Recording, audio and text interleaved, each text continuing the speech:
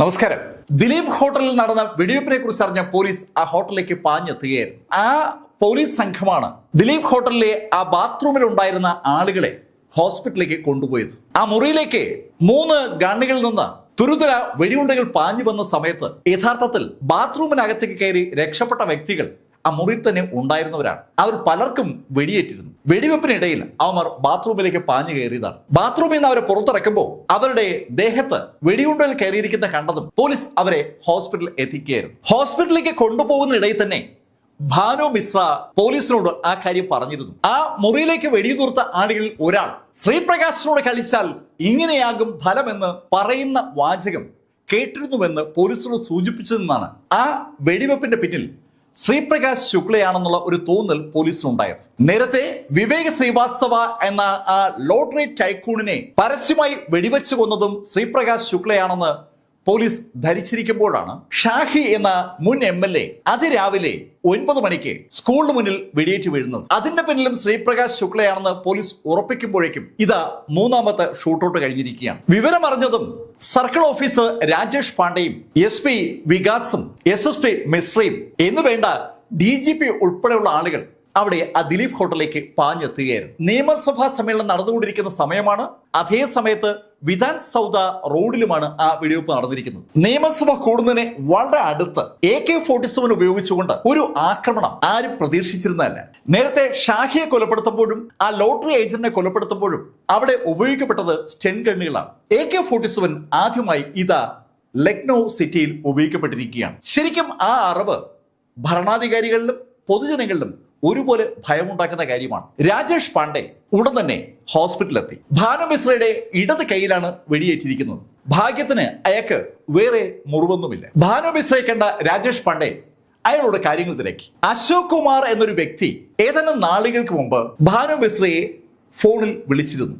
അയാൾ വിളിച്ചത് Bhanu മിശ്രയോട് railway contract എടുക്കരുത് എന്ന് പറയാൻ വേണ്ടിയാണ്. മുൻ MLA ആയിരുന്ന ഷാഹിയുടെ കുത്തകയായിരുന്ന റെയിൽവേ കോൺട്രാക്റ്റുകൾക്ക് ഇപ്പോ ഭാനു മിശ്രയും അപേക്ഷിച്ചിരിക്കുകയാണ്. ഭാനു ആ അപേക്ഷ പിൻവലിക്കണമെന്നാണ് അശോക് കുമാറിന്റെ ആവശ്യം. അശോക് കുമാറിനെ കുറിച്ച് ആദ്യമായിട്ടാണ് ഭാനു കേൾക്കുന്നത്. സ്വാഭാവികമായിട്ടും ഭാനു ആ വിവരം ലോക്കലായിട്ടുള്ള അയാളുടെ പരിചയക്കാരായ പോലീസുകാരോടും മറ്റു ബിസിനസ്സുകാരോടും പറഞ്ഞു. അവരൊക്കെ അശോക് കുമാറിനെ ഒന്ന് തിരക്കിയെങ്കിലും അവർക്ക് അശോക് കുമാറിനെ കുറിച്ച് ഒരു വിവരം കിട്ടിയില്ല. അശോക് കുമാർ എന്നുള്ള വ്യക്തി ഒന്നിലധികം തവണ ഭാനുവിനെ വിളിക്കുകയും ഭീഷണിപ്പെടുത്തുകയും ചെയ്തിട്ടുണ്ട്. ഭാനു ആ ഭീഷണിയിൽ വഴങ്ങുന്നില്ല എന്ന് ബോധ്യമായപ്പോഴാണ് ഭാനുവിനെതിരെ ഈ ശൈലിയിൽ ഒരു ആക്രമണം ഉണ്ടായിരിക്കുന്നത്. ഭാനുവിൽ നിന്ന് അറിഞ്ഞ കാര്യങ്ങളുമായി രാജേഷ് പാണ്ഡെ SP ഓഫീസിൽ മടങ്ങിയെത്തി. SP സത്യേന്ദ്ര വീർസിംഗിനോട് രാജേഷ് ഭാനു മിശ്ര പറഞ്ഞ കാര്യങ്ങൾ പറഞ്ഞു. അവരങ്ങനെ സംസാരിച്ചുകൊണ്ടിരിക്കുമ്പോഴാണ് ഒരു പോലീസ് കോൺസ്റ്റബിൾ SP കാണണമെന്ന് പറഞ്ഞ് അങ്ങോട്ട് വന്നത്. SP അനുവാദം കൊടുത്തതും അയാൾ അകത്ത് വന്ന് ഒരു കാര്യം പറഞ്ഞു. സർ, ഇന്നലെ വൈകുന്നേരം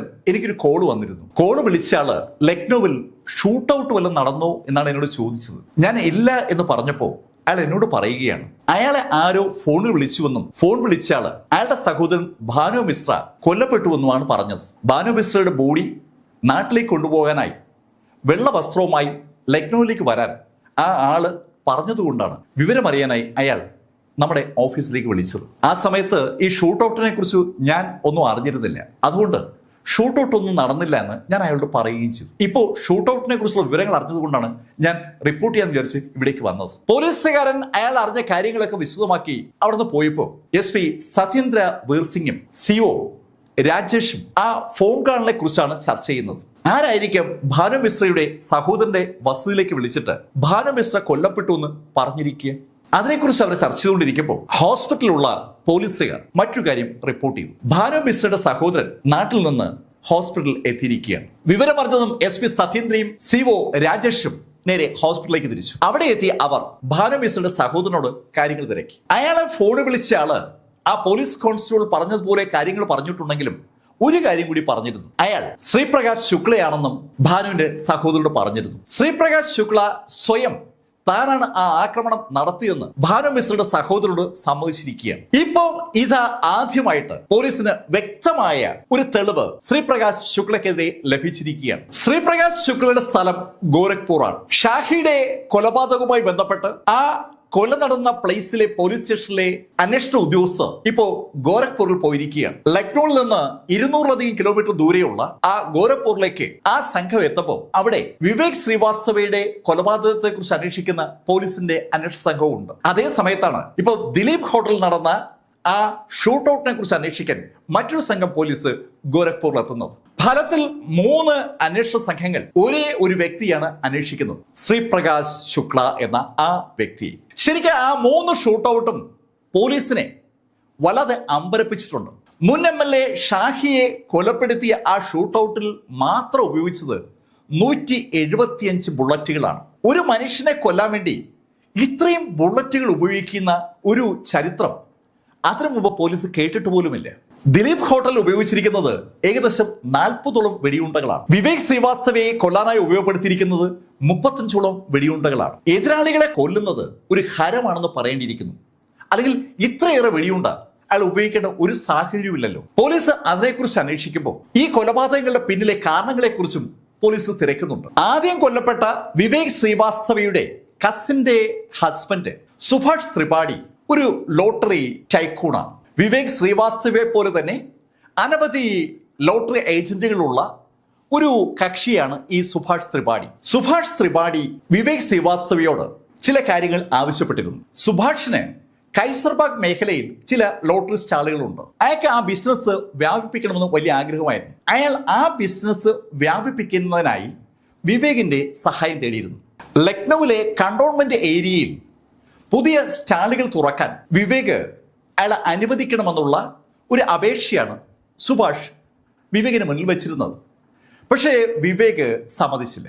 വിവേക് ശ്രീവാസ്തവ എന്ന തന്റെ ബന്ധു ഒരു തരത്തിലും തന്റെ ബിസിനസ് വ്യാപിപ്പിക്കാൻ സമ്മതിക്കില്ല എന്ന് മനസ്സിലാക്കിയ സുഭാഷ് ത്രിപാഠി വിവേകിനെ ഒഴിവാക്കാനായി ഒരു അവസരത്തിന് വേണ്ടി കാത്തിരിക്കുമ്പോഴാണ് ഗോരഖ്പൂരിൽ താവളം ഉറപ്പിച്ചിരിക്കുന്ന ശ്രീപ്രകാശ് ശുക്ല അവന്റെ ആക്ടിവിറ്റീസ് ലക്നൌവിലേക്ക് വ്യാപിപ്പിക്കാൻ ആഗ്രഹിക്കുന്നത്. ലക്നൌവിൽ അതിനുവേണ്ടി ശ്രീപ്രകാശ് ശുക്ല എത്തിയപ്പോൾ ഈ സുഭാഷ് തിവാരി ശ്രീപ്രകാശ് ശുക്ലയെ കാണുകയും വിവേക് ശ്രീവാസ്തവയെ കൊല്ലാനുള്ള ഓർഡർ കൊടുക്കുകയും ചെയ്തു. ഉത്തർപ്രദേശിന്റെ തലസ്ഥാനമായ ലക്നൌവിലേക്ക് തന്റെ പ്രവർത്തന മേഖല വ്യാപിപ്പിക്കണമെന്ന് കരുതിയിരുന്ന ശ്രീപ്രകാശ് ശുക്ലയ്ക്ക് ലഭിച്ച ആദ്യത്തെ ഓർഡറാണ് വിവേക് ശ്രീവാസ്തവയെ കൊല്ലുക എന്നുള്ളത്. ശ്രീപ്രകാശും അയാളുടെ 2 കൂട്ടാളികളും ചേർന്ന് ഭംഗിയായിട്ട് ആ കർത്തവ്യം അങ്ങ് ചെയ്യുകയും ചെയ്തു. ഇത്രയും കാര്യങ്ങളാണ് പോലീസ് ഇപ്പോൾ അന്വേഷിച്ച് കണ്ടുപിടിച്ചിരിക്കുന്നത്. ഈ കാര്യങ്ങൾ പോലീസ് അന്വേഷിച്ചറിഞ്ഞത് സുഭാഷ് ത്രിപാഠിയിൽ നിന്ന് തന്നെയാണ്. സുഭാഷ് ത്രിപാഠിയാണ് ഇപ്പോൾ പോലീസ് കസ്റ്റഡിയിലുള്ള ഏക കക്ഷി. വിവേക് ശ്രീവാസ്തവ, ഷാഹി, അതുപോലെ ദിലീപ് ഹോട്ടലിലെ ആ കൊലപാതകം, ഇത് 3മായി ബന്ധപ്പെട്ടുകൊണ്ട് പോലീസ് നടത്തിയിരിക്കുന്ന ആദ്യത്തെ അറസ്റ്റാണ് സുഭാഷ് ത്രിപാഠിയുടേത്. വിവേക് ശ്രീവാസ്തവയുടെ കൊലപാതകവുമായി ബന്ധിപ്പിച്ച് സുഭാഷ് അറസ്റ്റിലാകുന്ന അതേ സമയത്ത് പോലീസ് ദിലീപ് ഹോട്ടലിൽ ആക്രമിക്കപ്പെട്ട ഭാനു മിശ്രയുടെ സഹോദരന്റെ വീട്ടിലേക്ക് വന്ന ആ ഫോൺ കാളിനെ കുറിച്ച് അന്വേഷിച്ചു തുടങ്ങി. പോലീസിന് തികച്ചും അത്ഭുതപ്പെടുന്ന ഒരു ഇൻഫർമേഷനാണ് കിട്ടുന്നത്. ആ ഫോൺ വിളിച്ചിരിക്കുന്നത് ഒരു സെല്ലുലാർ ഫോണിൽ നിന്നാണ്. സെല്ലുലാർ ഫോൺ എന്നുള്ളത് ജസ്റ്റ് ആളുകൾ ഇങ്ങനെ അറിഞ്ഞു വരുന്ന ഒരു സംഭവമാണ്. ഉത്തർപ്രദേശിൽ മൊബൈൽ ഫോൺ ലോഞ്ച് ചെയ്തിട്ട് ഏകദേശം 1 മാസം കഴിഞ്ഞിട്ടേ ഉള്ളൂ. അപ്പോഴാണ് പോലീസ് ആ വിവരം അറിയുന്നത്. പോലീസിന്റെ തലപ്പത്തുള്ള IAS പോലും മൊബൈൽ ഫോൺ ആ സമയത്ത് കണ്ടിട്ടുണ്ടായിരുന്നില്ല. UPയിൽ ഉഷ എന്നും SR എന്നും പേരുള്ള 2 കമ്പനികളാണ് മൊബൈൽ സേവനദാതാക്കളായി രംഗത്തെത്തിയിരിക്കുന്നത്. അവർ ടവറുകളൊക്കെ സ്ഥാപിച്ചു വരുന്നതേ ഉള്ളൂ. വളരെ അപൂർവ ആളുകളുടെ കയ്യിൽ മാത്രമാണ് ആ സമയത്ത് മൊബൈൽ ഫോൺ ഉള്ളത്. അന്ന് 1 മിനിറ്റ് നമ്മൾ ആരെങ്കിലും മൊബൈൽ ഫോണിൽ വിളിക്കണമെങ്കിൽ 17 രൂപ ചാർജ് ആവും. മറ്റേതെങ്കിലും ഫോണിൽ നിന്ന് മൊബൈൽ ഫോണിലേക്ക് കോൾ വരികയാണെങ്കിൽ 1 മിനിറ്റിന് നമുക്ക് 10 രൂപയാകും. വിളിക്കുന്നതിന് മാത്രമല്ല റിസീവ് ചെയ്യുന്നതിന് കാശ് കൊടുക്കണമെന്ന് അർത്ഥം. അതുകൊണ്ട് തന്നെ വളരെ വളരെ അപൂർവ ആളുകളാണ് മൊബൈൽ ഫോൺ വാങ്ങുകയും ഉപയോഗിക്കുകയും ചെയ്യുന്നത്. മൊബൈൽ ഫോൺ നമ്പർ ഉപയോഗിച്ചാണ് ഭാനു മിശ്രയുടെ സഹോദരനെ വിളിച്ചതെന്ന് മനസ്സിലാക്കിയ പോലീസ് ആ നമ്പർ ചേസ് ചെയ്തെടുത്തു. അത് ഉഷ കമ്പനിയുടെ മൊബൈൽ ഫോൺ നമ്പറാണ്. ഉഷ കമ്പനിയുടെ തലപ്പത്തുള്ള ആളുകളെ ബന്ധപ്പെട്ട പോലീസ് ഉടൻ തന്നെ ആ ഫോൺ ആരുടെ പേരിലാണ് രജിസ്റ്റർ ചെയ്തിരിക്കുന്നതെന്ന് കണ്ടുപിടിച്ചു. ആ നമ്പർ രജിസ്റ്റർ ചെയ്തിരിക്കുന്നത് ഒരു രാഷ്ട്രീയക്കാരന്റെ പേരിലാണ്. രാം നരേഷ് ശുക്ല പ്രതാപ്ഗർ എന്ന സ്ഥലത്തെ ഒരു അറിയപ്പെടുന്ന പൊളിറ്റീഷ്യനാണ്. അയാളുടെ വിനയ്ഗഡ് എന്ന സ്ഥലത്തുള്ള വീട്ടിൻ്റെ അഡ്രസ്സാണ് ആ ടെലിഫോൺ എടുക്കാൻ വേണ്ടി കൊടുത്തിരിക്കുന്നത്. ആ ഫോൺ ഇപ്പോൾ സ്വിച്ച് ഓഫാണ്. പക്ഷേ ആ സ്വിച്ച് ഓഫ് ആയ ഫോണ് രാം നരേഷ് ശുക്ലയുടെ ആ വിനയ് ഘാട്ടിലെ വീടിൻ്റെ അടുത്ത് ഏകദേശം 48 മണിക്കൂറിന് മുമ്പ് സ്വിച്ച് ഓൺ ആയിരുന്നു എന്നുള്ള കാര്യവും ഉഷ ടെലിഫോൺകാർ പോലീസിനെ അറിയിച്ചു. ആ വിവരം അറിഞ്ഞതും senior superintendent of police Rajnikant Mishra SP Satyendra Veer സിംഗിനോടും CO പാണ്ഡെയോടും ഒരു ടീമിനെ റെഡിയാക്കാൻ പറഞ്ഞു. ആ ടീമിന് നേതൃത്വം കൊടുക്കുന്നത് SSP തന്നെയായിരിക്കും. കേരളത്തിൽ ഇല്ലാത്ത ഒരു പോസ്റ്റാണ് ഈ സീനിയർ സൂപ്രണ്ട് ഓഫ് പോലീസ്. നമ്മളിവിടെ SP കഴിഞ്ഞാൽ നേരെ DIG ആണ്. അവിടെ SSP എന്ന പോസ്റ്റ് കഴിഞ്ഞിട്ട് DIG ആവത്തുള്ളൂ. വലിയ സ്റ്റേറ്റ് ആയതുകൊണ്ട് അങ്ങനെ ഒരു സിസ്റ്റം ഉണ്ടെന്ന് മാത്രം.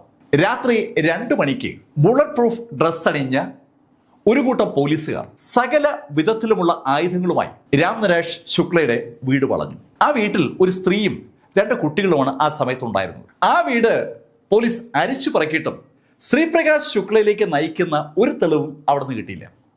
അവിടെ നിന്ന് ശ്രീപ്രകാശ് ശുക്ലയെ കുറിച്ചുള്ള ഒരു വിവരം കിട്ടിയില്ലെങ്കിലും ഒരു കാര്യം അവരറിഞ്ഞു. ഏതാനും ദിവസങ്ങൾക്ക് മുമ്പ് ശ്രീപ്രകാശ് ശുക്ല ആ വീട്ടിൽ താമസിച്ചിരുന്നു. ശ്രീപ്രകാശ് ശുക്ലയുടെ ബന്ധുവാണ് ആ വീട്ടിൽ താമസിക്കുന്ന സ്ത്രീ.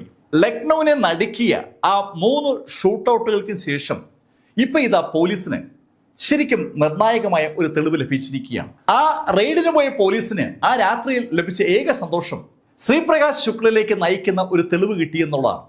പക്ഷെ അന്ന് പകൽ രാവിലെ 10 മണിക്ക് IG ഈ അന്വേഷണത്തിന്റെ പുരോഗതി വിലയിരുത്താനായി ഒരു മീറ്റിംഗ് വിളിക്കുന്നവർ മാത്രമേ ആ സന്തോഷം നിലനിന്നുള്ളൂ. ആ മീറ്റിംഗിൽ വെച്ച് IG SSP മിശ്രയോടും SP സത്യേന്ദ്രയോടും ബാക്കിയുള്ള അന്വേഷണ ഉദ്യോഗസ്ഥരോടും ചോദിച്ചത് ഒരു സിമ്പിൾ ചോദ്യമാണ്. നിങ്ങൾ പറയുന്നു ഒരു ശ്രീപ്രകാശ് ശുക്ലയാണ് ഈ കൊലപാതകങ്ങളൊക്കെ നടത്തിയതെന്ന്. അയാളെ കണ്ടാൽ നിങ്ങൾക്ക് തിരിച്ചറിയാവൂ. ഒരു വല്ലാത്ത ചോദ്യമാണ് IG ചോദിച്ചത്. കൊല നടത്തിയ വ്യക്തിയെ അവർക്കറിയാം. അയാളുടെ പേര് ശ്രീപ്രകാശ് ശുക്ലയാണ്. പക്ഷെ അയാളെ കണ്ടാൽ തിരിച്ചറിയാൻ പറ്റുമോ എന്നുള്ള IGയുടെ ചോദ്യത്തിന് ഉത്തരം മാത്രമേ ഇല്ല. ആരും തന്നെ ശ്രീപ്രകാശ് ശുക്ലയെ കണ്ടിട്ടില്ല. ശ്രീപ്രകാശ് ശുക്ലയുടെ ഒരു ഫോട്ടോ പോലും ആരുടെ കയ്യിലുമില്ല. അത് മനസ്സിലാക്കിയ IG ഒരു അൾട്ടിമാറ്റം പോലെ ആ അന്വേഷണ സംഘത്തോട് പറഞ്ഞു, ഓക്കെ, 3 ഷൂട്ടൌട്ടുകളാണ് ഈ ശ്രീപ്രകാശ് ശുക്ല നടത്തിയിരിക്കുന്നത്. ഈ സ്റ്റേറ്റ് തലസ്ഥാനത്ത് ഈ ശൈലിയിൽ 3 ഷൂട്ടൌട്ട് നടത്തിയ ആളുടെ ഫോട്ടോ സംഘടിപ്പിക്കാൻ പോലും നമ്മുടെ പോലീസിന് ഇതുവരെയും കഴിഞ്ഞിട്ടില്ല എന്ന് പറയുന്നത് തികച്ചും നാണക്കേടാണ്. അതുകൊണ്ട് എത്രയും പെട്ടെന്ന് എന്ത് വില കൊടുത്താണെങ്കിലും നിങ്ങൾ ശ്രീപ്രകാശിന്റെ ഫോട്ടോ സംഘടിപ്പിക്കണം. ശരിക്കും ഒരു അൾട്ടിമാറ്റം പോലെയാണ് IG ആ ഓർഡർ കൊടുത്തത്. IGയുടെ അൾട്ടിമാറ്റം കിട്ടിയതും അന്വേഷണ സംഘം ഒന്നടങ്കം ഗോരഖ്പൂരിലേക്ക് തിരിച്ചു. ഗോരഖ്പൂർ ആണല്ലോ ഈ ശ്രീപ്രകാശ് ശുക്ലയുടെ ആദ്യത്തെ പ്രവർത്തന മേഖല. ഗോരഖ്പൂരിൽ നേരത്തെ 2 താപ്പാനകളുണ്ട്. അതിൽ ഒരു താപ്പാനയാണ് കൊല്ലപ്പെട്ട ഷാഹി, മുൻ MLA. മറ്റേ താപ്പാന തിവാരി, ഇപ്പോഴും MLA ആണ്. തിവാരിയെ കണ്ട പോലീസ് ശ്രീപ്രകാശ് ശുക്ലയുടെ ഒരു ഫോട്ടോ സംഘടിപ്പിച്ചു കൊടുക്കാനാണ് തിവാരിയോട് ആവശ്യപ്പെട്ടത്. തിവാരിയും സംഘവും എത്രയോ കാലങ്ങളായി മാഫിയ പ്രവർത്തനത്തിൽ ഏർപ്പെട്ടിരിക്കുന്ന ആളുകളാണ്. പക്ഷെ അവർ പഠിച്ച പണി 18 നോക്കിയിട്ടും ശ്രീപ്രകാശ് ശുക്ലയുടെ ഫോട്ടോ മാത്രം അവർക്ക് കിട്ടിയില്ല. ഇതേ അവസ്ഥ തന്നെയാണ് കൊല്ലപ്പെട്ട മുൻ MLA ഷാഹിയുടെ ടീമിന്റെയും. അവർക്കും ശ്രീപ്രകാശ് ശുക്ലയുടെ ഫോട്ടോ മാത്രം കിട്ടുന്നില്ല. വേറെ ചെറുകിട ടീമുകളും അവിടെയുണ്ട്, കിഷോരി ലാൽ ഉൾപ്പെടെയുള്ള ടീമുകൾ. ആ ടീമും പോലീസിനെ സഹായിക്കാൻ ശ്രമിച്ചെങ്കിലും അവർക്കും ശുക്ലയുടെ ഫോട്ടോ കിട്ടുന്നതേയില്ല. ഗുണ്ടാ സംഘങ്ങളുമായി ബന്ധപ്പെട്ട് ഫോട്ടോകളൊന്നും കിട്ടില്ല എന്ന് മനസ്സിലാക്കിയ പോലീസ് അടുത്തായി തിരിഞ്ഞത് സ്റ്റുഡിയോകളിലേക്കും വീഡിയോഗ്രാഫേഴ്സിലേക്കുമാണ്. ശരിക്കും ആ കാലഘട്ടത്തിൽ സകല കല്യാണങ്ങൾക്കും വീഡിയോ എടുക്കുന്ന ഒരു പതിവുണ്ട്. ഏതെങ്കിലുമൊക്കെ വീഡിയോ കാസറ്റിൽ ഈ ശ്രീപ്രകാശ് ശുക്ല കടന്നു വന്നിട്ടുണ്ടാകാനുള്ള സാധ്യത ഉണ്ടാകുമെന്ന് മനസ്സിലാക്കിയാണ് പോലീസ് ആ ഒരു ഉദ്യമത്തിന് ഇറങ്ങിയത്. വീഡിയോഗ്രാഫേഴ്സിനെയും സ്റ്റുഡിയോ ഓണേഴ്സിനെയും ഫോട്ടോഗ്രാഫേഴ്സിനെയൊക്കെ സമീപിച്ച പോലീസിന് അവരിൽ നിന്ന് ലഭിച്ചത് തികച്ചും വ്യത്യസ്തമായ ഒരു മറുപടിയാണ്. അവരാരും തന്നെ ശ്രീപ്രകാശ് ശുക്ലയുമായി ബന്ധപ്പെട്ട ഒരു ഫോട്ടോയും പോലീസിന് കൊടുക്കാൻ തയ്യാറല്ല. അതിന്റെ കാരണം ശ്രീപ്രകാശ് ശുക്ലയുമായി ബന്ധപ്പെട്ട ഒരു ഫോട്ടോ ആര് പോലീസിന് ഹാൻഡ് ഓവർ ചെയ്താലും അയാളും അയാളുടെ കുടുംബവും കൊല്ലപ്പെടുമെന്ന് അവർക്ക് അറിയാം എന്നതാണ്. ശ്രീപ്രകാശ് ശുക്ല അത് അങ്ങനെ തന്നെ വ്യക്തമാക്കിയിട്ടുണ്ട്. അയാളുടെ ഫോട്ടോ പോലീസിന് കൊടുക്കുന്നത് ആരാണെങ്കിലും ആ ആളെ ശ്രീപ്രകാശ് കൊന്നിരിക്കും. ആ ഭയം സകല ഫോട്ടോഗ്രാഫേഴ്സിനും ഉള്ളതുകൊണ്ട് അവർ പോലീസിനോട് അവരുടെ നിസ്സഹായാവസ്ഥ അറിയിച്ചു. ശ്രീപ്രകാശ് ശുക്ലയുടെ ഫോട്ടോ സംഘടിപ്പിക്കാൻ പറ്റാതെ നിരാശരായിട്ടാണ് അന്വേഷണ സംഘം ലക്നൌവിൽ മടങ്ങിയെത്തുന്നത്. ലക്നൌവിൽ മടങ്ങിയെത്തിയ അന്വേഷണ സംഘം അവരുടെ കൈവശമുണ്ടായിരുന്ന ഏക തെളിവിലേക്ക് മടങ്ങിയെത്തുന്നത് അപ്പോഴാണ്. വിവേക് ശ്രീവാസ്തവയുടെ കൊലപാതകവുമായി ബന്ധപ്പെട്ട് അയാളുടെ കസിന്റെ ഭർത്താവായ സുഭാഷ് തിവാരിയെ പോലീസ് അറസ്റ്റ് ചെയ്യുകയും ജാമ്യത്തിൽ വിടുകയും ചെയ്തിരിക്കുകയാണ്. ജാമ്യത്തിലിറങ്ങിയ സുഭാഷ് തിവാരിയുടെ അടുത്തുനിന്ന് എന്തെങ്കിലും വിവരം കിട്ടുമെന്ന് മനസ്സിലാക്കിയ പോലീസ് സുഭാഷ് തിവാരിയുടെ വീട്ടിലെത്തി. സുഭാഷിനോടും ഭാര്യയോടും ശ്രീപ്രകാശ് ശുക്ലയെക്കുറിച്ച് അവർക്ക് എന്തെല്ലാം വിവരങ്ങൾ അറിയാമെന്ന് പോലീസ് തിരക്കിക്കൊണ്ടിരിക്കുമ്പോഴാണ് ഒരു കൊച്ചു പെൺകുട്ടി ആ മുറിയിലേക്ക് കടന്നു വന്നത്. ആ കൊച്ചു പെൺകുട്ടിയെ കണ്ടപ്പോൾ ആ അന്വേഷണ സംഘത്തിന്റെ ഭാഗമായിരുന്ന ഒരു വനിതാ കോൺസ്റ്റബിൾ ആ കുട്ടിയോട് ശ്രീപ്രകാശ് ശുക്ലയെ അറിയാമോ എന്ന് ചോദിച്ചു. അതെന്റെ മാമനാണ്. ആ കുട്ടി പെട്ടെന്ന് അങ്ങനെ പറഞ്ഞതും അന്വേഷണ സംഘം സുഭാഷിനെയും അയാളുടെ ഭാര്യയും അകത്തെ മുറിയിലേക്ക് മാറ്റി. അതിനുശേഷം അവർ വളരെ കൗതുകപൂർവ്വം ആ കൊച്ചു പെൺകുട്ടിയോട് സംസാരിച്ചു തുടങ്ങി. 4ാം ക്ലാസ്സിൽ പഠിക്കുന്ന ആ കൊച്ചു പെൺകുട്ടി സംസാരിക്കാൻ നല്ല മിടുക്കിയാണ്. അവൾ ആ പോലീസുകാർ ചോദിക്കുന്നതിനൊക്കെ രസകരമായി ഉത്തരം പറയുകയാണ്. അങ്ങനെ സംസാരിച്ചു വരുമ്പോഴാണ് അവളുടെ ഹോബിയെക്കുറിച്ച് അവൾ പറയുന്നത്. ഫോട്ടോ എടുക്കാൻ അവൾക്ക് വലിയ ഇഷ്ടമാണെന്ന് പറഞ്ഞതും പോലീസുകാർ അവളോട് ചോദിച്ചു, അല്ല മോളെ എങ്ങനെയാ ഫോട്ടോ എടുക്കുന്നത്? അങ്ങനെ എൻ്റെ കയ്യിൽ ഒരു ക്യാമറയുണ്ട്, മോള് ആ ക്യാമറ ഉപയോഗിച്ച് ഒരുപാട് ഫോട്ടോ എടുത്തിട്ടുണ്ടോ? പിന്നെ ഒരുപാട് ഫോട്ടോ എടുത്തിട്ടുണ്ട്, ആ ഫോട്ടോയൊക്കെ നമുക്ക് കാണാൻ പറ്റുമോ? തീർച്ചയായും. അങ്ങനെ പറഞ്ഞിട്ട് അവൾ ഓടി അവളുടെ മുറിയിലേക്ക് പോയി ക്യാമറയും അവളെടുത്ത ഫോട്ടോകളുമായി അങ്ങോട്ട് വന്നു. ആ ഫോട്ടോകളിലുള്ള ഓരോ ആളുകളെയും അവള് പോലീസിന് കാണിച്ചു കൊടുക്കുകയാണ്. അവരെ കുറിച്ചൊക്കെ അങ്ങനെ പറഞ്ഞുകൊണ്ടിരിക്കുമ്പോഴാണ് ശരിക്കും സുമുഖനായ ഒരു ചെറുപ്പക്കാരന്റെ ഫോട്ടോ അവൾ പോലീസിനെ കാണിക്കുന്നത്. അങ്കിൾ ഇതാരെന്നറിയാവോ? ആരാമുള്ള ഇത്? അങ്കിൾ നേരത്തെ ഞാൻ പറഞ്ഞില്ലേ ആ മാമനാണിത്. ശ്രീപ്രകാശ് ശുക്ലയെ കുറിച്ച് നേരത്തെ ആ പെൺകുട്ടി അവരോട് പറഞ്ഞിരുന്നു. ആ ശ്രീപ്രകാശ് ശുക്ലയുടെ ഫോട്ടോയാണ് ഇപ്പോ ആ പെൺകുട്ടി അവരെ കാണിക്കുന്നത്. തങ്ങളുടെ മകൾ പോലീസിനോട് സംസാരിക്കുന്നത് അകത്തെ മുറിയിൽ നിന്ന് ഒളിച്ചു കേട്ട സുഭാഷും ഭാര്യയും കാവൽ നിന്ന് പോലീസുകാരെ തള്ളി മാറ്റിയിട്ട് നേരെ അകത്തേക്ക് ഓടി വന്നു. ആ ഓടി വന്ന സുഭാഷും ഭാര്യയും അവിടെ നിന്ന് പോലീസുകാരുടെ കാലിലേക്ക് വീഴുകയാണ്. കാല് കെട്ടിപ്പിടിച്ചുകൊണ്ട് അവർ കരഞ്ഞു തുടങ്ങി. ഒരു കാരണവശാലും ആ ഫോട്ടോ പോലീസ് കൊണ്ടുപോകരുതെന്നാണ് അവരുടെ ആവശ്യം. സർ, ഈ ഫോട്ടോ ഞങ്ങളാ നൽകിയെന്ന് ശ്രീപ്രകാശ് അറിഞ്ഞാൽ അവൻ ഞങ്ങളെ എല്ലാവരെയും കൊല്ലും. അയാൾ നിങ്ങളുടെ ബന്ധുവല്ലേ സർ? അതൊന്നും അവന് വിഷയമല്ല. അച്ഛനും അമ്മയും കരയുന്ന കണ്ടതും ആ കൊച്ചു പെൺകുട്ടിയും കരഞ്ഞു തുടങ്ങി. രാജേഷ് പാണ്ഡെയും SV സത്യേന്ദ്രയും ശരിക്കും ഏതാണ്ട് പെട്ടതുപോലെയായി. അവരാഗ്രഹിച്ചിരുന്ന ഒരു ഫോട്ടോയാണ് അവർക്ക് കിട്ടിയിരിക്കുന്നത്. അവർ ആ കുട്ടി കരയുന്ന കണ്ടതും കുട്ടിയെ ആശ്വസിപ്പിച്ചതിന് ശേഷം സുഭാഷിനോടും ഭാര്യയോടായി പറഞ്ഞു, ഓക്കെ, നിങ്ങൾക്ക് കുഴപ്പം വരുന്ന ഒന്നും ഞങ്ങൾ ചെയ്യില്ല. അങ്ങനെ പറഞ്ഞതിന് ശേഷം സത്യേന്ദ്രയും രാജേഷും ആ വീട്ടിൽ നിന്ന് പുറത്തേക്ക് ഇറങ്ങി. ഒരു വലിയ ടീം തന്നെ അവർക്കൊപ്പമുണ്ട്. ലക്നൌവിലേക്ക് മടങ്ങുമ്പോൾ സത്യേന്ദ്രയും രാജേഷും ചർച്ച ചെയ്യുന്നതും ആ ഫോട്ടോയെ കുറിച്ചാണ്. ആ ഫോട്ടോ ആ ശൈലിയിൽ പത്രത്തിൽ പ്രിന്റ് ചെയ്ത് വന്നാൽ ഉറപ്പായിട്ടും ശ്രീപ്രകാശ് ശുക്ലയ്ക്ക് ആ ഫോട്ടോ എവിടെ നിന്നാണ് പോലീസിന് ലഭിച്ചതെന്ന് ഒറ്റ നോട്ടത്തിൽ തന്നെ അറിയാൻ പറ്റും. അങ്ങനെ അയാൾ അത് അറിഞ്ഞാൽ ചിലപ്പോ സുഭാഷിന്റെ കുടുംബത്തെ അയാൾ ഒന്നടങ്ങ് കൊല്ലാൻ സാധ്യതയുണ്ട്. സത്യേന്ദ്രയ്ക്കും രാജേഷിനും ആ കാര്യം ഏകദേശം ബോധ്യമായി. ലക്നൌവിൽ മടങ്ങിയെത്തിയപ്പോൾ സത്യേന്ദ്ര രാജേഷിനോട് പറഞ്ഞു, രാജേഷ്, നമ്മൾ കാരണം ഒരു കുടുംബം ഇല്ലാതാകുന്നത് ശരിയാകില്ല, നമുക്ക് മറ്റെന്തെങ്കിലും ചെയ്യണം. സത്യേന്ദ്ര അത് പറയുമ്പോൾ രാജേഷും അതാണ് ആലോചിച്ചുകൊണ്ടിരിക്കുന്നത്.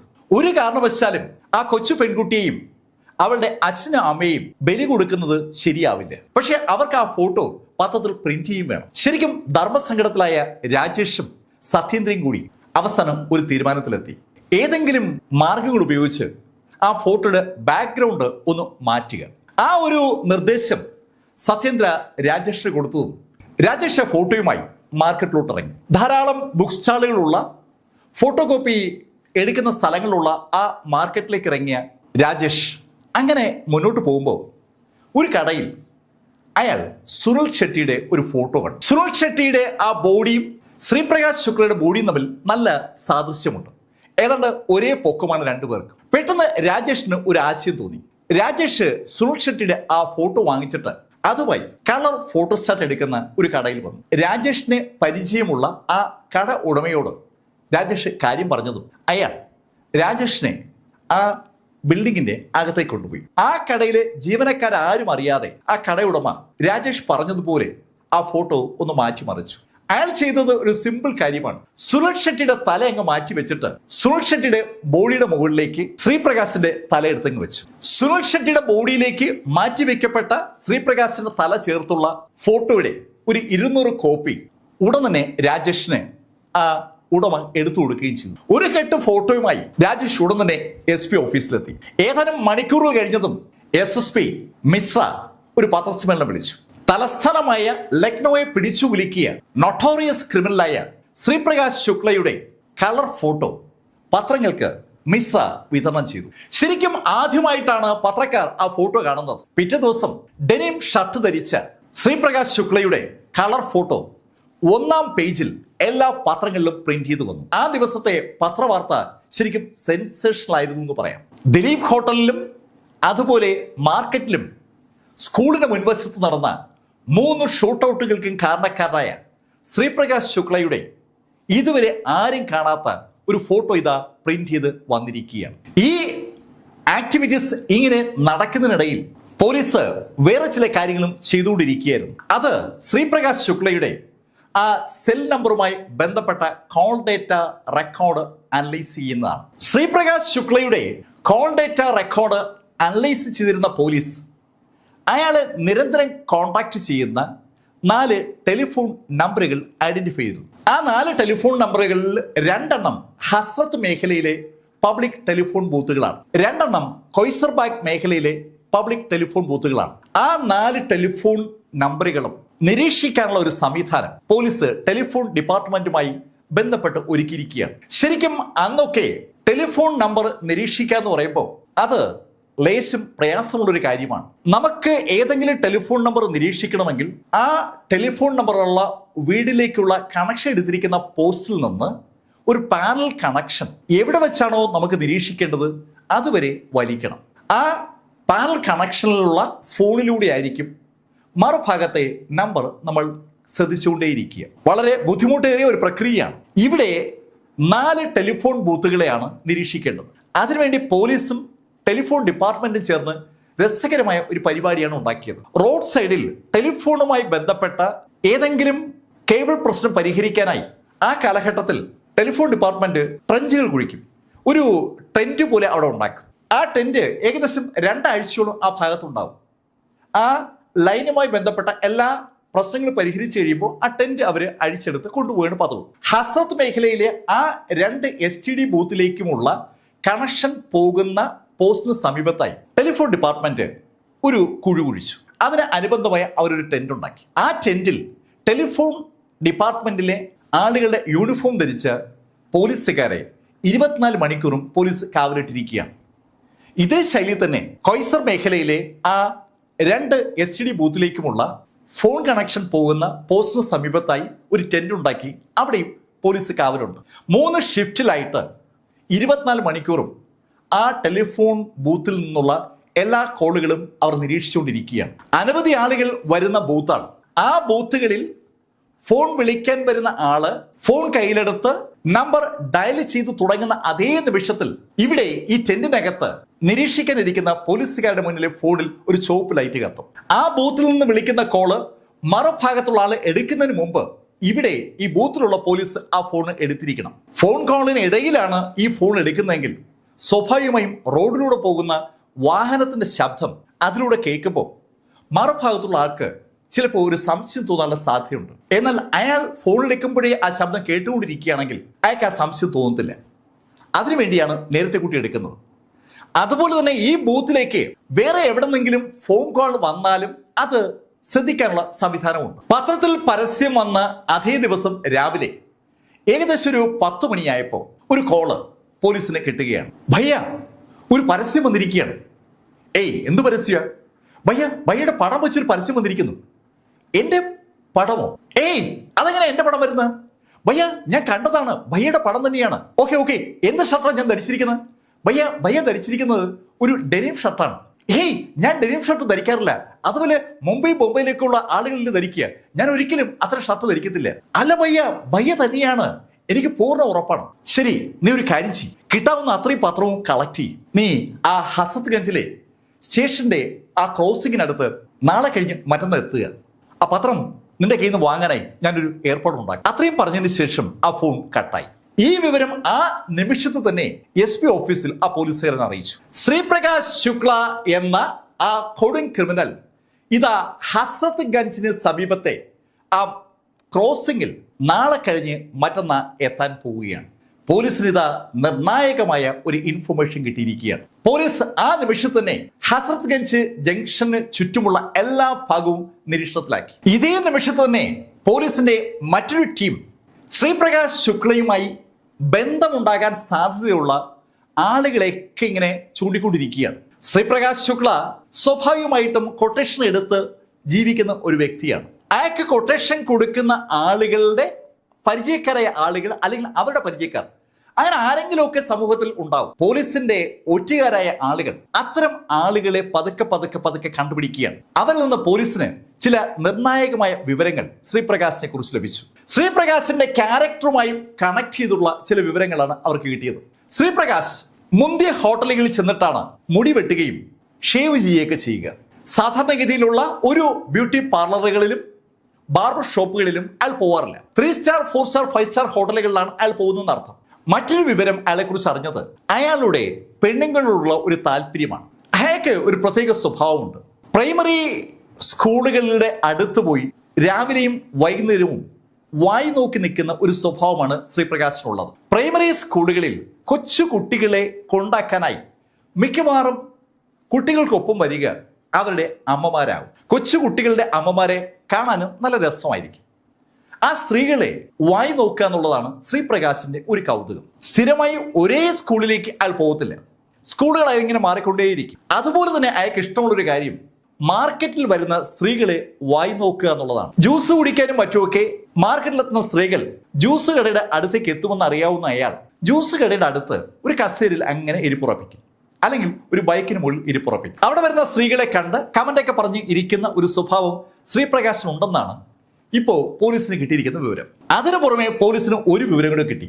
അയാൾ ചില ദിവസങ്ങളിൽ ജോഗിങ്ങിന് വേണ്ടി ഗ്രൗണ്ടിലേക്ക് വരാറുണ്ട്. ഹസ്രത്ത് ഗഞ്ചിന് സമീപത്തെ ജനതാ മാർക്കറ്റിന് സമീപത്തുള്ള ഗ്രൗണ്ടിലേക്കാണ് അയാൾ വരാറുള്ളത്. രാവിലെ 5:30 മണിക്കാണ് സാധാരണ അയാൾ വരുന്നത്. ശരിക്കും അയാൾ പ്രിപ്പയർഡ് ആയിട്ട് തന്നെയാണ് ഈ എല്ലാ പ്ലേസിലും വരുന്നത്. അയാൾക്കൊപ്പമുള്ള ആളുകൾ തോക്കുകൾ ഒളിപ്പിച്ചു വെച്ചിരിക്കുന്ന ബാഗുമായി തൊട്ട് പുറകിൽ നിൽക്കുമ്പോൾ അയാൾ ഗ്രൗണ്ടിൽ ഓടുകയും പ്രാക്ടീസ് ചെയ്യുകയും ചെയ്യും. സകല പോലീസുകാരും ശ്രീപ്രകാശ് ശുക്ലയെ അന്വേഷിച്ച് നടക്കുന്ന അതേ കാലഘട്ടത്തിൽ ആ പോലീസുകാരുടെ മുന്നിലൂടെ എല്ലാ ദിവസവും ഓടുന്ന വ്യക്തികളിൽ ഒരാൾ ശ്രീപ്രകാശ് ശുക്ലയാണെന്നുള്ള ഇൻഫർമേഷനാണ് പോലീസിന് ഇപ്പോൾ ലഭിക്കുന്നത്. പോലീസുകാരൊക്കെ നോക്കി നിൽക്കുമ്പോൾ തന്നെ പെണ്ണുങ്ങളെ വായി നോക്കുകയും കമന്റ് അടിക്കുകയും ചെയ്യുന്ന ആളുകളിൽ ഒരാൾ ശ്രീപ്രകാശ് ശുക്ലയാണ്. പോലീസുകാർ കണ്ടുകൊണ്ട് നിൽക്കേ പ്രൈമറി സ്കൂളിന്റെ അടുത്ത് ധാരാളം സ്ത്രീകൾ വരികയും പോവുകയും ചെയ്യും. ആ കൂട്ടത്തിൽ ആ സ്ത്രീകളെ നോക്കി നിൽക്കുന്ന ഒരാൾ ശ്രീപ്രകാശ് ശുക്ലയായിരുന്നു. എന്ന് പറഞ്ഞാൽ ശ്രീപ്രകാശ് ശുക്ലയെ സകല പോലീസുകാരും കണ്ടിട്ടുണ്ടാവും. പക്ഷേ അവരാരും തന്നെ ശ്രീപ്രകാശ് ശുക്ലയാണ് തങ്ങൾ കണ്ടെന്നുള്ള കാര്യം ഇതുവരെ മനസ്സിലാക്കിയിട്ടില്ല എന്ന് മാത്രം. ഇപ്പം പോലീസ് ഇതാ പരസ്യം വഴി സകല ആളുകളെയും ശ്രീപ്രകാശ് ശുക്ലയുടെ യഥാർത്ഥ രൂപം അറിയിച്ചിരിക്കുകയാണ്. ഇനി ജ്യൂസ് കടയുടെ മുന്നിൽ ശ്രീപ്രകാശ് വന്നാലും, പ്രൈമറി സ്കൂളിന്റെ മുന്നിൽ ശ്രീപ്രകാശ് വന്നാലും, ഗ്രൗണ്ടിൽ ഓടാൻ ശ്രീപ്രകാശ് വന്നാലും ആളുകൾ വേഗം തിരിച്ചറിയും. അതിനു പുറമെ അന്വേഷണ സംഘത്തിന്റെ തലപ്പത്തുള്ള ആളുകൾ എല്ലാ പോലീസുകാർക്കും ശ്രീപ്രകാശ് ശുക്ലയുടെ ഫോട്ടോ കൊടുത്തിരിക്കുകയാണ്. ശ്രീപ്രകാശ് ശുക്ലയെ എവിടെ കണ്ടാലും ആ നിമിഷം ഹയർ അതോറിറ്റികൾക്ക് റിപ്പോർട്ട് ചെയ്യണം. ഒരു കാരണവശാലും ആരും ഒറ്റയ്ക്ക് ഒന്നും ചെയ്തു കളയരുത്. ശ്രീപ്രകാശ് ശുക്ലയുടെ ഫോട്ടോ ഗോരഖ്പൂരിലുള്ള പോലീസുകാരുടെ കയ്യിലും കിട്ടി. ഗോരഖ്പൂരിലെ മാത്രമല്ല പല മേഖലയിലെയും പോലീസുകാരുടെ കയ്യിൽ ശ്രീപ്രകാശ് ശുക്ലയുടെ ഫോട്ടോ എത്തിയിട്ടുണ്ട്. പക്ഷേ ഏകദേശം 90% പോലീസുകാരും ആ ഫോട്ടോ കയ്യിൽ കിട്ടിയ അതേ നിമിഷത്തിൽ അത് അങ്ങ് കത്തിച്ചു കളയുകയോ കീറിക്കളയുകയോ ചെയ്തു. ഒരു കാരണവശാലും ശ്രീപ്രകാശ് ശുക്ലയുടെ ഫോട്ടോ തങ്ങളുടെ കൈവശമുള്ള കാര്യം ശ്രീപ്രകാശ് ശുക്ലയുമായി ബന്ധപ്പെട്ട ആരും അറിയരുതെന്ന് അവർക്ക് നിർബന്ധമുണ്ട്. അതിന്റെ കാരണം ശ്രീപ്രകാശ് ശുക്ലയുടെ ഒരു പ്രസ്താവനയാണ്. ശരിക്കും ആളുകളിൽ നിന്ന് ആളുകളിലേക്ക് കൈമാറ്റം ചെയ്യപ്പെട്ട ഒരു പ്രസ്താവനയാണ് അത്. ശ്രീപ്രകാശ് ശുക്ല ഒരു സിമ്പിൾ കാര്യമാണ് പറഞ്ഞത്. അവന്റെ ഫോട്ടോ ആരുടെയെങ്കിലും കൈവശം ഇരിക്കുന്നത് അവൻ കണ്ടാൽ ആ നിമിഷത്തിൽ ആ ആളെ ശ്രീപ്രകാശ് കൊല്ലും. അത് പോലീസ് ആയാലും കൊള്ളാം, രാഷ്ട്രീയക്കാരാണെങ്കിലും കൊള്ളാം, പത്രക്കാരാണെങ്കിലും കൊള്ളാം, ആരെയാണെങ്കിലും ശ്രീപ്രകാശിന്റെ ഫോട്ടോയ്ക്കൊപ്പം കണ്ടാൽ ശ്രീപ്രകാശ് അവരെ കൊന്നിരിക്കും. അതിപ്പോ എവിടെയാണെങ്കിലും ശ്രീപ്രകാശ് അത് ചെയ്യും. നിയമസഭയ്ക്ക് അകത്താണെങ്കിലും പുറത്താണെങ്കിലും ശ്രീപ്രകാശിന് അത് ഒരുപോലെ തന്നെയാണ്. ശ്രീപ്രകാശ് ശുക്ലയുടെ പരസ്യമായ ആ വിരട്ടൽ സത്യവുമായി കണക്റ്റഡ് ആണെന്ന് അറിയാവുന്ന സകല പോലീസുകാരും അതുകൊണ്ടാണ് ആ ഫോട്ടോ കീറിക്കളഞ്ഞത്. തങ്ങൾ പ്രതീക്ഷിച്ചതുപോലെ ശ്രീപ്രകാശിനെ കുറിച്ചുള്ള ഇൻഫർമേഷൻ അങ്ങനെ ഒഴുകി വരുന്നില്ല എന്ന് വിഷമിച്ചിരിക്കുമ്പോഴാണ് SP സത്യേന്ദ്ര ഒരു ദിവസം വൈകുന്നേരം 6:30 മണിക്ക് CO രാജേഷിനോട് പെട്ടെന്ന് റെഡിയാകാൻ പറഞ്ഞത്. ജനതാ മാർക്കറ്റിന് സമീപം ശ്രീപ്രകാശ് ശുക്ലയെ കാണാറുണ്ടെന്ന് ഒരു ഇൻഫർമേഷൻ സത്യേന്ദ്രയ്ക്ക് ലഭിച്ചിട്ടുണ്ട്. ആ ഇൻഫർമേഷൻ അടിസ്ഥാനത്തിൽ കഴിഞ്ഞ 4 ദിവസമായി സത്യേന്ദ്രയും രാജേഷും സത്യേന്ദ്രയുടെ ഗൺമാൻ രംഗേന്ദ്രയും ആ ജനതാ മാർക്കറ്റിൽ സ്ഥിരമായി ഒരു റോന്തു ചുറ്റലുണ്ട്. കഴിഞ്ഞ 4 ദിവസവും വൈകുന്നേരം 6 മണി മുതൽ രാത്രി 9 മണി വരെ സത്യേന്ദ്രയും രാജേഷും രംഗേന്ദ്രയും കൂടി അവിടെ മുഴുവൻ റോന്തു ചുറ്റിയിട്ടും അവർക്ക് ശ്രീപ്രകാശിനെ കണ്ടുപിടിക്കാൻ പറ്റിയിട്ടില്ല. അവർ 3 പേരും സിവിൽ ഡ്രസ്സിലാണ് ആ മാർക്കറ്റിനകത്തൂടെ കറങ്ങുന്നതെന്ന് മാത്രം. അങ്ങനെ ഇരിക്കുമ്പോഴാണ് 97 സെപ്റ്റംബർ 9 വൈകുന്നേരം 6:30 സത്യേന്ദ്ര അത്യാവശ്യമായി മാർക്കറ്റിലേക്ക് പോകാമെന്ന് രാജേഷിനോട് പറയുന്നത്. സത്യേന്ദ്രയും രാജേഷും കൂടെ രംഗേന്ദ്രയും മാർക്കറ്റിലേക്ക് ഇറങ്ങിയതും RK സിംഗ് എന്ന സബ് ഇൻസ്പെക്ടറും കൂടി അവർക്കൊപ്പം ഇറങ്ങി. RK സിംഗ് കൂടി ഇറങ്ങുന്ന കണ്ടതും സത്യേന്ദ്ര RK സിംഗിനോട് പറഞ്ഞു, ഏയ് നീ എന്തിനാ വരുന്നത്? സർ, ഞാൻ കൂടി നിങ്ങളോടൊപ്പം വരാം. എനിക്ക് അത് കഴിഞ്ഞിട്ട് രാമായണ കഥ കേൾക്കാൻ പോകേണ്ടതുണ്ട്. അവർ പോകുന്ന മാർക്കറ്റിനപ്പുറത്ത് ഒരു മൈതാനമുണ്ട്. അവിടെ രാത്രി 9 മണിയോട് അടുപ്പിച്ച് രാമായണ കഥയുടെ പാരായണമുണ്ട്. 2 പാസ് സംഘടിപ്പിച്ചിരിക്കുന്ന RK സിംഗ് ഈ റോന്തു ചുറ്റലിന് ശേഷം അതുകൂടി കേട്ടിട്ട് വീട്ടിൽ പോകാമെന്ന് കരുതിയിരിക്കുകയാണ്. രാമായണ കഥ കേൾക്കാനായി 9 മണിയോട് അടുപ്പിച്ച് അയാളുടെ ഭാര്യ അവിടെ എത്തും. രാമായണ കഥ കേൾക്കാൻ എത്തുന്ന ഭാര്യയ്ക്കൊപ്പം വീട്ടിലേക്ക് മടങ്ങാൻ വേണ്ടിയാണ് RK സിംഗ് ഇവർക്കൊപ്പം കൂടിയിരിക്കുന്നത്. RK സിംഗ് അങ്ങനെ പറഞ്ഞതും SP സത്യേന്ദ്ര സമ്മതിച്ചു. RK സിംഗും SP സത്യേന്ദ്രയും ഗൺമാൻ രംഗേന്ദ്രയും CO രാജേഷും സിവിൽ ഡ്രസ്സിൽ ജനതാ മാർക്കറ്റിലെത്തി. ജനതാ മാർക്കറ്റ് അല്പം ഉയർത്തി ചെയ്തിരിക്കുന്ന ഒരു സ്ഥലമാണ്. അതിന്റെ അടിയിലും ഗ്രൗണ്ട് ഫ്ലോറിലും മുകളിലും കടകളുണ്ട്. 3 നിലകളിലായിട്ടാണ് കടകളുള്ളത്. മാർക്കറ്റിലേക്ക് കയറിയ ആ 4 സംഘം ആ കടകളുടെ മുന്നിൽ കൂടി ഇങ്ങനെ നടക്കുകയാണ്. കഴിഞ്ഞ ദിവസങ്ങളെ പോലെ അവര് ഒരു റൗണ്ട് ആദ്യം പൂർത്തീകരിച്ചു. 2ാമത്തെ റൗണ്ട് പൂർത്തീകരിച്ചപ്പോൾ RK സിംഗ് ഒന്ന് പുറകിലായി. RK സിംഗ് എന്തെങ്കിലും കണ്ടു കാണും എന്ന് കരുതി സത്യേന്ദ്രയും രാജേഷും രംഗേന്ദ്രയും മുന്നിലേക്ക് നടക്കുകയാണ്. അവർ മുന്നിലോട്ട് നടന്നു വരുമ്പോഴാണ് ഒരു ബാഗുമായി വരുന്ന ഒരാളെ അവർ കാണുന്നത്. നല്ല വലിപ്പമുള്ള ഒരു ബാഗുമായി. ആ ബാഗിന്റെ വലിപ്പത്തിനോട് സാദൃശ്യമില്ലാത്ത ഒരു വ്യക്തിയാണ് നടന്നു വരുന്നത്. എന്തോ അസ്വാഭാവികത തോന്നിയ സത്യേന്ദ്ര അയാളെ പിടിച്ചു നിർത്തി. സത്യേന്ദ്ര അയാളോട് പറഞ്ഞു, ഏയ് ബാഗ് തുറന്ന്. സിവിൽ ഡ്രസ്സിലുള്ള സത്യേന്ദ്രയുടെ ആജ്ഞ കേട്ടപ്പോ ആ ആള് ബാഗ് തുറക്കാൻ വിസമ്മതിച്ചു. ഏയ് നിന്നോടല്ലേ പറഞ്ഞത് ബാഗ് തുറക്കാൻ. അങ്ങനെ പറഞ്ഞുകൊണ്ട് സത്യേന്ദ്ര പിസ്റ്റൾ വലിച്ചൂരി അയാളുടെ നെറ്റിലേക്ക് ചൂണ്ടിയതും അയാൾ വിറച്ചുകൊണ്ട് ബാഗ് തുറന്നു തുടങ്ങി. അയാൾ ആ ബാഗിന്റെ സിപ്പിങ്ങിനെ തുറന്നു വരുന്ന സമയത്ത് ആ ബാഗിന് അകത്തുള്ള കാഴ്ച രാജേഷും സത്യേന്ദ്രയും കണ്ടു. ശരിക്കും ആ കാഴ്ച അവരെ ഞെട്ടിച്ചു എന്ന് തന്നെ പറയാം. അകത്ത് ഒരു AK-47 തോക്കും കാർബൈനുകളും അതുപോലെ മാഗസീനുകളുമുണ്ട്. ശരിക്കും വെടിയുണ്ടകൾ നിറച്ച മാഗസീനുകൾ അതിനകത്ത് അടുക്കി വെച്ചിരിക്കുകയാണ്. ഞെട്ടിപ്പോയ സത്യേന്ദ്രയും രാജേഷും ആ ചെറുപ്പക്കാരനെ നോക്കുമ്പോഴേക്കും ചെറുപ്പക്കാരൻ അവരെ തള്ളിയിട്ട് ഒരൊറ്റ ഓട്ടം. ആൾക്കൂട്ടത്തിനിടയിലേക്ക് അവൻ ഓടിക്കയറുന്ന കേട്ടതും സത്യേന്ദ്ര രംഗേന്ദ്രയോട് പറഞ്ഞു, ഏയ് നീ ബാഗ് നോക്കിക്കോ. അങ്ങനെ പറഞ്ഞിട്ട് സത്യേന്ദ്ര ആ ഓടുന്ന ആളുടെ പുറകെ ഓടി. കൂടെ രാജേഷ്. ശരിക്കും ആൾക്കൂട്ടത്തിനിടയിലൂടെയുള്ള ഓട്ടമായതുകൊണ്ട് തന്നെ രാജേഷിനും അതുപോലെ സത്യേന്ദ്രയ്ക്കും ആ ഓടിപ്പോകുന്ന ആളുടെ ഒപ്പം ഓടിയെത്താൻ പറ്റുന്നില്ല. മുന്നേ ഓടുന്ന ചെറുപ്പക്കാരൻ ആ മാർക്കറ്റിന് ചുറ്റും ഓടുകയാണ്. അവൻ ഏകദേശം ഒരു റൗണ്ട് ഓടിത്തീരാറായപ്പോഴാണ് പെട്ടെന്ന് അവന്റെ പുറത്തേക്ക് രംഗേന്ദ് ചാടി വീഴുന്നത്.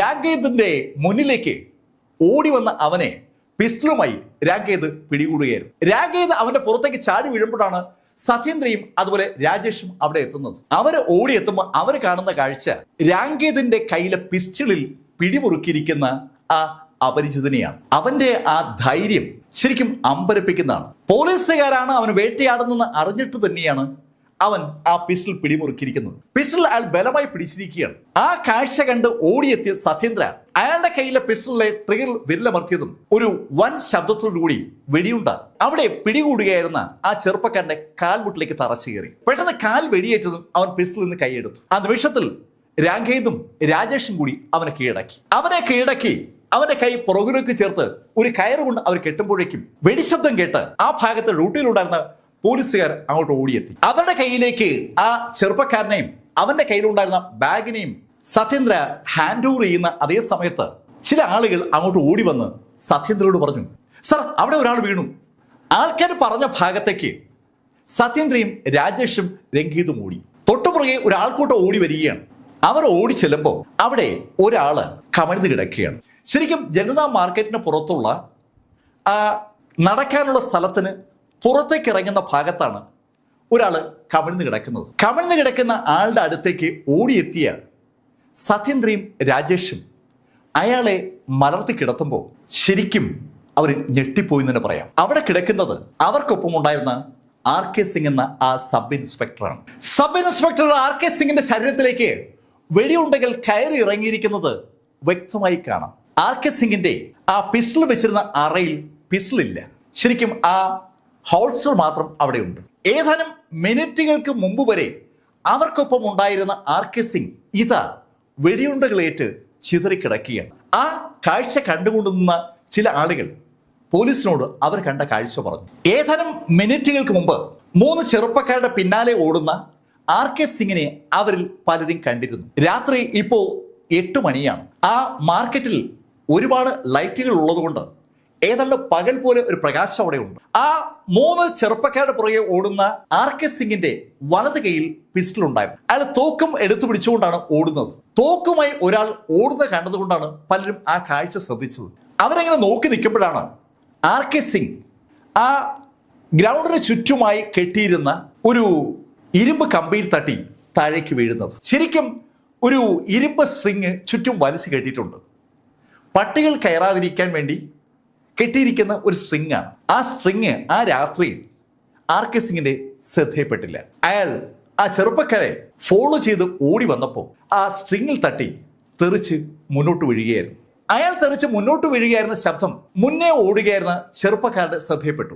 അവർ പെട്ടെന്ന് തന്നെ വീണ് കിടക്കുന്ന RK സിംഗിന്റെ അടുത്ത് ഓടിയെത്തുകയായിരുന്നു. തെറിച്ച് വീണ RK സിംഗിന്റെ അടുത്തേക്ക് ഓടിയെത്തിയ ആ ചെറുപ്പക്കാർ സിംഗിന്റെ കയ്യിൽ നിന്ന് തെറിച്ചു പോയ ആ പിസ്റ്റള് ഇതിനിടയിൽ കുരിഞ്ഞെടുത്തിരുന്നു. പിസ്റ്റള് കയ്യിലെടുത്ത അവർ ഒരാൾ RK സിംഗിന്റെ നെഞ്ചിലേക്ക് തുരുതുര നിറയൊഴിക്കുകയായിരുന്നു. ആ പിസ്റ്റളിൽ 9 വെടിയുണ്ടകളാണ് ഉണ്ടായിരുന്നത്. അവരുടെ കയ്യിലെ തോക്കിലെ മാഗസിൻ ഒഴിയുന്നതുവരെ ആ ചെറുപ്പക്കാർ RK സിംഗിനെ നിറയൊഴിക്കുകയായിരുന്നു. 9 തവണ RK സിംഗിനെ നിറയൊഴിച്ചതിനു ശേഷം ആ ചെറുപ്പക്കാർ ഗ്രൗണ്ടിന് പുറത്തേക്ക് ഓടി മാറി. ഈ കാഴ്ച അവിടെ കൂടി നിൽക്കുന്ന അനവധി ആളുകൾ കണ്ടിരുന്നു. 9 തവണ RK സിംഗിന് നേരെ നിറയൊഴിച്ച ആ ചെറുപ്പക്കാർ അവിടെ നിന്ന് ഓടിയത് MLA മാർ താമസിക്കുന്ന ബിൽഡിങ്ങിന് നേരെയാണ്. ഇത്രയും ഇൻഫർമേഷൻ പോലീസിന് കിട്ടി. ആ വെടിവെപ്പ് നടന്നിട്ട് ഏതാനും മിനിറ്റുകളെ ആയിട്ടുള്ളൂ. ഈ നിമിഷം കൊണ്ട് വെടിവെപ്പിനെ കുറിച്ചുള്ള ഇൻഫർമേഷൻ പോലീസിന്റെ വയർലെസ് വഴി എല്ലാ ഭാഗത്തേക്കും എത്തിയിട്ടുണ്ട്. പോലീസ് അതിവേഗം നഗരത്തിന് പുറത്തേക്കുള്ള എല്ലാ റോഡുകളും ബാരിക്കേഡുകളും ഉപയോഗിച്ച് ബ്ലോക്ക് ചെയ്തു. സകല റോഡുകളും ബ്ലോക്ക് ചെയ്ത പോലീസ് വൻ പോലീസ് സന്നാഹത്തോടുകൂടി MLA മാർ താമസിക്കുന്ന ആ MLA ഹോസ്റ്റലിൽ അങ്ങ് വളഞ്ഞു. MLA ഹോസ്റ്റലിലേക്കാണ് ആ മൂവർ സംഘം ഓടിക്കേറിയതെന്ന് സകല ദൃക്സാക്ഷികളും പോലീസിനോട് പറഞ്ഞിരിക്കുന്നത് കൊണ്ട് പോലീസ് ആ MLA ഹോസ്റ്റലിൽ വളയുകയായിരുന്നു. പുതിയ മന്ത്രിസഭ അധികാരം ഏറ്റതേ ഉള്ളൂ. അതുകൊണ്ട് തന്നെ എല്ലാ മന്ത്രിമാർക്കും വസതികൾ ആയിട്ടില്ല. അതിന്റെ അർത്ഥം മന്ത്രിമാർ പോലും ആ സമയത്ത് ആ MLA ഹോസ്റ്റലിൽ താമസിക്കുന്നു എന്നാണ്. MLA ഹോസ്റ്റലിൽ താമസിക്കുന്ന മന്ത്രിമാർക്കും പല MLA മാർക്കും പോലീസിന്റെ സപ്പോർട്ട് സംവിധാനമുണ്ട്. എന്ന് പറഞ്ഞാൽ സെക്യൂരിറ്റി ഗാർഡുകളുണ്ട്. ആ സെക്യൂരിറ്റി ഗാർഡുകൾ ഈ ജനതാ മാർക്കറ്റിലേക്ക് നോക്കി നിൽക്കുമ്പോഴാണ് പോലീസുകാരനായ RP സിംഗിനെ ആ മൂവർ സംഘം വെടിവെച്ച് വീഴ്ത്തിയിട്ട് MLA ഹോസ്റ്റലിന്റെ ഭാഗത്തേക്ക് അവരെ ഓടിപ്പോയത്. ഏകദേശം 1000-ഓളം പോലീസുകാരാണ് MLA ഹോസ്റ്റലിനെ ഇപ്പോൾ വളഞ്ഞു നിൽക്കുന്നത്. പോലീസിന്റെ വൻ സേന ആ ഹോസ്റ്റലിനെ അങ്ങനെ വളഞ്ഞു നിൽക്കുമ്പോൾ പോലീസ് ആ ഹോസ്റ്റൽ അരിച്ചു പറക്കാൻ തുടങ്ങി. ഓരോ മുറിയും ബാത്റൂം ഉൾപ്പെടെ പോലീസ് അരിച്ചു പറക്കുകയാണ്. മണിക്കൂറുകളോളം ആ അരിച്ചു പറക്കൽ നീണ്ടു നിന്നു. സകല ഫ്ലാറ്റുകളും സകല മുറികളും അരിച്ചു പറക്കിയിട്ടും പോലീസിന് ആ മൂവരെ മാത്രം കിട്ടിയില്ല. ഇതിനിടയിൽ RK സിംഗിന്റെ ബോഡി മോർച്ചറിലേക്ക് ഷിഫ്റ്റ് ചെയ്തിരുന്നു. പിറ്റേ ദിവസം പോസ്റ്റ്മോർട്ടം നടത്തിയ ഡോക്ടർ 9 വെടിയുണ്ടകളാണ് RK സിംഗിന്റെ ശരീരത്തിൽ നിന്ന് റിമൂവ് ചെയ്തത്. RK സിംഗിന്റെ ശവസംസ്കാര ചടങ്ങ് ഒരു വല്ലാത്ത ചടങ്ങ് തന്നെയായിരുന്നു. ആയിരക്കണക്കിന് പോലീസുകാരാണ് ആ ചടങ്ങിൽ പങ്കെടുക്കാനായി എത്തിയത്. ശരിക്കും RK സിംഗ് എല്ലാ ആളുകൾക്കും ഇഷ്ടമുള്ള ഒരു പോലീസുകാരനായിരുന്നു. ആ ചടങ്ങിൽ പങ്കെടുക്കാനായി SSP മിശ്രയും എത്തിയിട്ടുണ്ടായിരുന്നു. SP സതീന്ദ്രയും CO രാജേഷ് പാണ്ഡെയും DG ഒക്കെ സ്ഥലത്തുണ്ട്. മുഴുവൻ ആളുകളും ശരിക്കും നിശബ്ദരായി RK സിംഗിന്റെ ആ ഭൗതിക ശരീരം ദഹിപ്പിക്കുന്ന ആ ചടങ്ങിൽ പങ്കെടുക്കുമ്പോൾ SP സതീന്ദ്രയും അതുപോലെ CO രാജേഷും അവരുടെ സീനിയർ ഓഫീസറായ SSP മിശ്രയെ ഒന്ന് നോക്കി. മിശ്രയുടെ കണ്ണിൽ കൂടി കണ്ണുനീർ ധാരധാരായി ഒഴുകുന്നത് അവർക്ക് വ്യക്തമായി കാണാം. ആ ചടങ്ങ് തീർന്നതും SSP മിശ്ര അതിവേഗം അയാളുടെ വാഹനത്തിന് നടക്കുകയാണ്. അദ്ദേഹം വാഹനത്തിൽ കയറി ആരോട് ഒന്നും പറയാതെ അങ്ങ് പോയി. അദ്ദേഹത്തെ ഫോളോ ചെയ്ത് അദ്ദേഹത്തിന്റെ പുറകെ അദ്ദേഹത്തിന്റെ വീട്ടിലെത്തിയ അവർ മിശ്ര വാഹനത്തിൽ ഇറങ്ങുമ്പോഴും ആ കാഴ്ച കണ്ടു. മിശ്രയുടെ കണ്ണിൽ കൂടി കണ്ണീർ ഒഴുകുകയാണ്. ശരിക്കും മിശ്രയ്ക്ക് വളരെ അടുപ്പമുണ്ടായിരുന്ന ഒരു പോലീസ് ഉദ്യോഗസ്ഥനായിരുന്നു ഈ RK സിംഗ്.